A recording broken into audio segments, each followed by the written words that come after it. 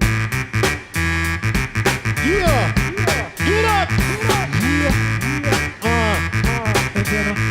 I wanted to talk to you guys about something that's specifically important to me because of my vertically challenged stature, and that subject is short riders. Now, I've had a video out there, and I'll pop the link up right here so you can go check that out if you want, about short riding in general. But what I wanted to talk about today and specifically was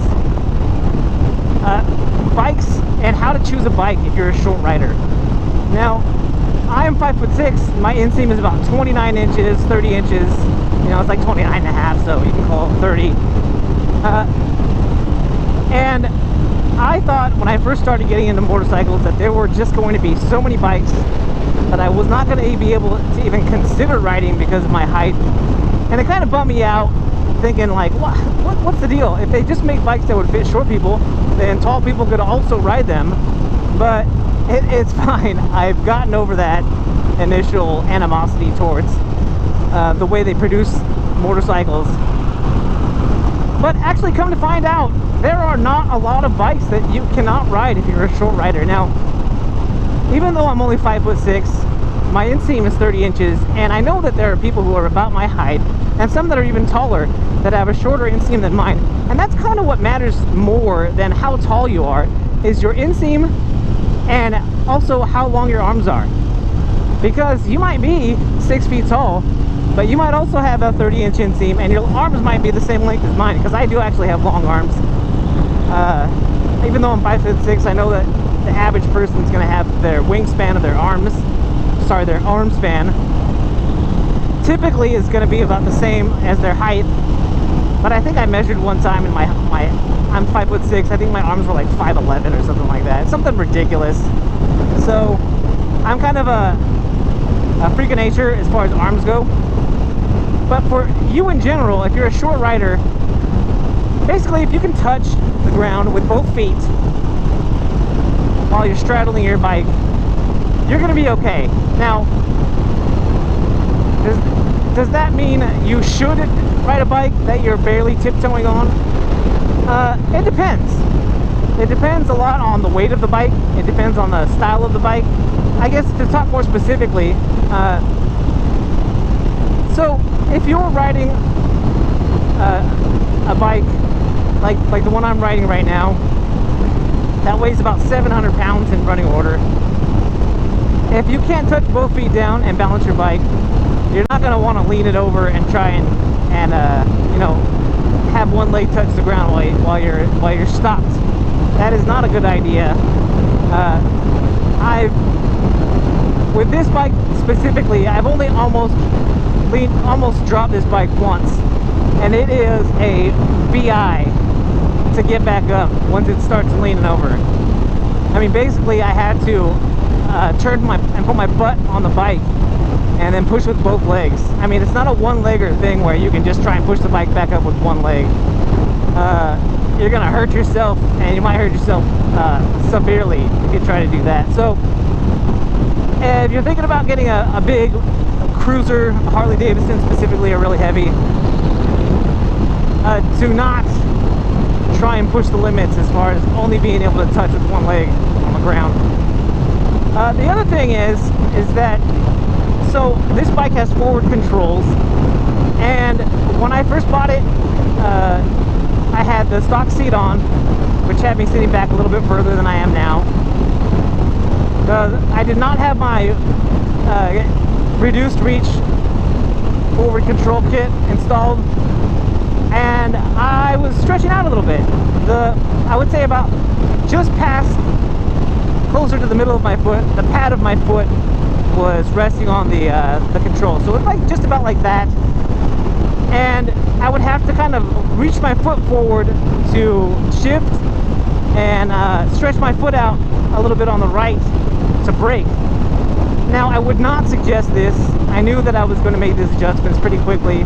If I scooted myself up in my seat far enough, I didn't have to stretch so badly. But this is not a good thing, right? So what's going to happen is you're going to end up in a situation where maybe you you're sitting back in your seat and you've got to stop fast, but you can't quite reach your your rear brake, but you need that stopping power to stop with both your front and rear, you're going to put yourself in a situation where the likelihood of you getting in an accident is much greater, and that is never good. Also, same thing with the shifter. You know, if you've got to really struggle to reach that shifter peg, you're going to want to either consider a different bike, or before you take that bike home, have them put on a reduced reach kit if they can.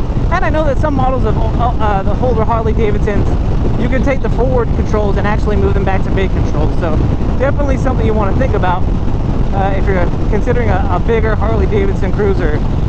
So the other thing you want to consider as a short rider, and this is more if you have shorter arms, right, is if you're riding a cruiser and you want to be in a really comfortable position, you want to be able to sit upright, right? I'm a sloucher, so I'm not really ever sitting upright, but you want to be able to sit upright. You know, rest about the middle of your foot on the pegs, and your arms should be able to not be outstretched like this, but your arms should be able to just rest here while you've got them on your throttle and on your clutch hand side. And this is mostly because if you're riding a cruiser, you're probably going to be thinking about riding a little bit longer rides, right? And fatigue's going to set in, and you're going to get tired of having your arms outstretched, your shoulders are going to get tired, and you're just not going to be able to go on those longer rides that you want to go on.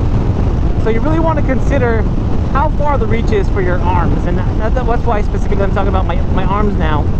I had an 883 iron that had drag bars on it, and I love the look of it. When the bike was parked, it looked mean, it looked low to the ground, and the bike just looked mean.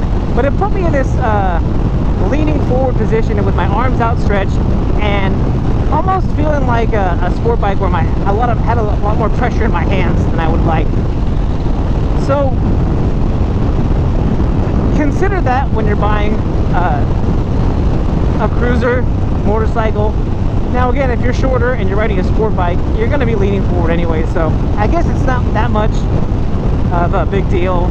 But again, the farther you're leaning forward, the more pressure you're putting on your hands, and the more you're going to want to be shrugging your shoulders, and all of these things are going to create a situation where you're going to get fatigued while you're riding much faster. So these are some of the things that you want to consider. I talked a little bit more specifically about when you're purchasing a Harley, but I am a Harley motovlogger, so I guess I do tend to lean more towards those riders. But if you are someone who is a short rider and you ride a sport bike, or you ride a dual sport, or you ride a sport tourer or a touring bike, leave it in the comments how you feel about the bike choice that you made, and what specific things that you considered when you bought your motorcycle. And also, I would say, leave in the comments any mistakes that you made in the past when purchasing a motorcycle, and maybe other predicaments that you found yourself in because of being on a bike that was not suited for your height. So guys, that's all I got for you today on this subject. It's one of those things that's near and dear to my heart, because being one of the shorter riders, you know, sometimes we feel picked on.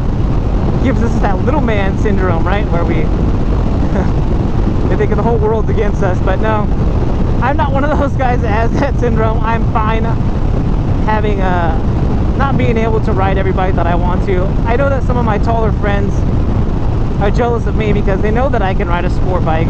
They know that I can ride those smaller bikes and not look like a big giant person on a tiny little bike. So they are a little bit jealous of me too. So it does go both ways sometimes.